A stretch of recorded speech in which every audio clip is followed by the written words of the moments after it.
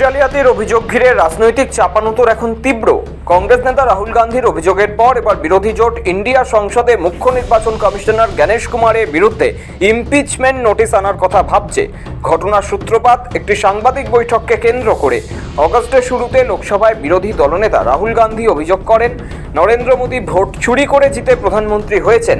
গোটা দেশে বিজেপি কম করে ৭৫টা আসনে ভোট চুরি করে জিতেছে। That the Prime Minister is the Prime Minister of India with a very slender majority, 25 seats. 33,000 votes was the winning margin. Okay, so what we are saying to the Election Commission is you're not in the business of destroying Indian democracy. You're in the business of protecting it. সেই সাংবাদিক সম্মেলনে রাহুল দাবি করেন, ৬ পদ্ধতিতে voter তালিকায় কারচুপি করা হয়েছে। কোথাও একই ঠিকানায় দেখা গিয়েছে ৮০ জন ভোটারের নাম, আবার কোথাও একটি ইন্ডাস্ট্রিয়াল এলাকা এবং সেখানে কেউ থাকেন না। কোথাও আবার ছবি ভুল এবং একই ভোটারের একাধিক জায়গার তালিকায় নাম থাকার প্রমাণও তুলে ধরেছিলেন Rahul. Here is duplicate voter. There are 11,965 voters of this type. Gurkirat Singh Dang appears once, twice, 3 times, 4 times in 4 different polling booths in the constituency. He is the same name, the same address, the same person, 4 different polling booths. Same voter voting in multiple polling booths in Karnataka in the assembly, and also voting in Uttar Pradesh, voting in Lucknow, voting in Varanasi. All the people who have voted multiple times in Karnataka. House number 0. No, you're laughing. There are thousands and thousands of these people. No address, house number 0. রবিবার সাংবাদিক সম্মেলন করে বিরোধী দলনেতা রাহুল গান্ধীর তোলা vote চুরির অভিযোগ নস্যাৎ করেছে জাতীয় নির্বাচন কমিশন।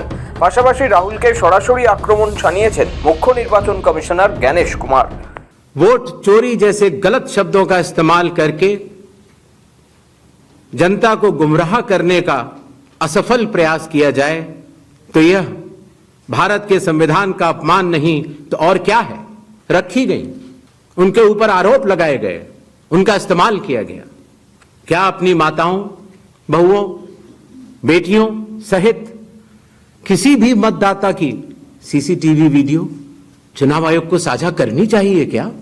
मतदाता सूची में जिसका नाम होता है वही अपने प्रत्याशी को चयनित करने के लिए वोट डालता है। लोकसभा के चुनाव की प्रक्रिया में प्रत्याशियों के पोलिंग एजेंट्स चुनाव के लिए कार्य करते हैं। इतने सारे लोगों के समक्ष इतनी पारदर्शी प्रक्रिया में রাহুল গান্ধীকে চ্যালেঞ্জ ছুড়ে দিয়ে কুমার বলেন, তিনি যেন হলফনামা দিয়ে প্রমাণ দেন বা দেশবাসীর কাছে ক্ষমা চান, না হলে অভিযোগগুলো যে মিথ্যা তা প্রমাণিত হবে। और मेरे सर सारे मतदाताओं को अपराधी बनाना और चुनाव आयोग शांत रहे संभव नहीं।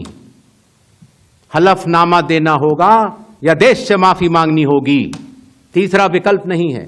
भी कहना चाहता हूं, अगर 7 दिन में हलफनामा नहीं मिला तो इसका अर्थ ये सारे आरोप निराधार हैं।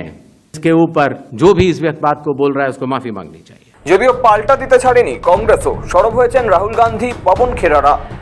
मेरा प्रेस कॉन्फ्रेंस देख लीजिए, उधर लिस्ट भरी हुई है डुप्लीकेट वोटर फॉर्म 6 में, अलग अलग एड्रेस, एक छोटे से घर में 50 अलग अलग वोटर, गलत एड्रेस 0।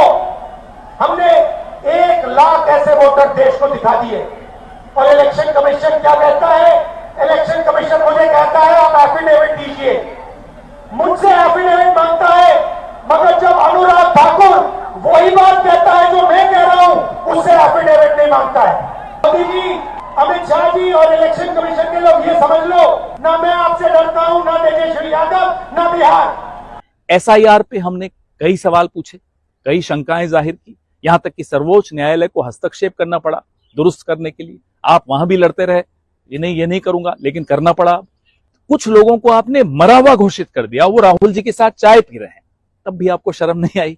हमने सोचा प्रेस वार्ता में आप कहीं माफी मांग लेंगे, वह भी आपने नहीं मांगी। आप कहते हैं कि अगर सीसीटीवी फुटेज जारी कर दे तो बहनों की इज्जत खराब होती है।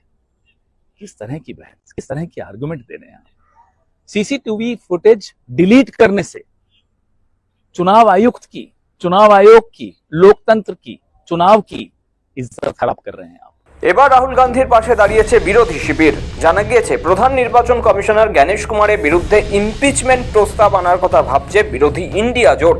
কংগ্রেস নেতা রাহুল গান্ধী ভোট জালিয়াতির অভিযোগ তোলার কয়েকদিনের মধ্যেই এই পদক্ষেপের উদ্যোগ নেওয়া হচ্ছে।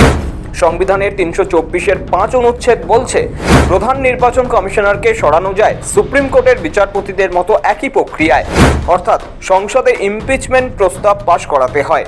অর্থাৎ মুখ্য নির্বাচন কমিশনারকে ইমপিচ করতে হলে সংসদের দুকক্ষেই 2/3 সংখ্যাগরিষ্ঠতা লাগবে, যদিও সেই সংখ্যা বিরোধীদের নেই। বিরোধীদের এই পদক্ষেপের ফলে নির্বাচন কমিশনকে ঘিরে বিতর্ক আরও তীব্র হবে তা কার্যত স্পষ্ট, যার অর্থ সংবিধান রক্ষার লড়াইয়ের আড়ালে বিরোধী শিবির বনাম বিজেপির মুখোমুখি সংঘাত আরও স্পষ্ট হয়ে উঠছে। ব্যুরো রিপোর্ট, সময়, কলকাতা।